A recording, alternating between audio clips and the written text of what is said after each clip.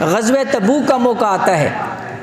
تو حضور علیہ الصلوۃ والسلام سارے صحابہ کو لے کر جو ہے نا جی غزوے کے لیے نکل جاتے ہیں۔ حضرت علی رضی اللہ تعالیٰ کو فرمایا کہ تم نے جو ہے نا جی یہیں پر مدینہ کے اندر رہنا ہے۔ تو یہ ایک ایسا موقع تھا، بہت بڑا غزوہ، اور سارے صحابہ کو نکلنے کا حکم، اور اس موقع پر حضرت علی کو جو ہے نا جی روک دیا۔ تو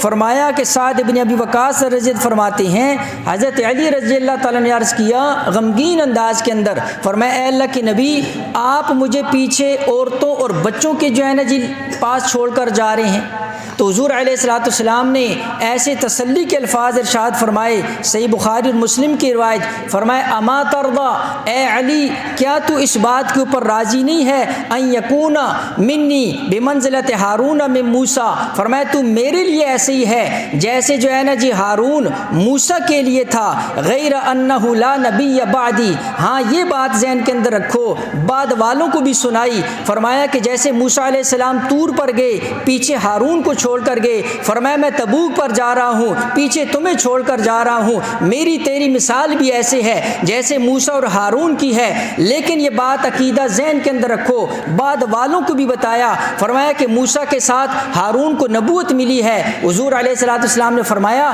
لیکن میرے بعد کوئی نبی نہیں آئے گا۔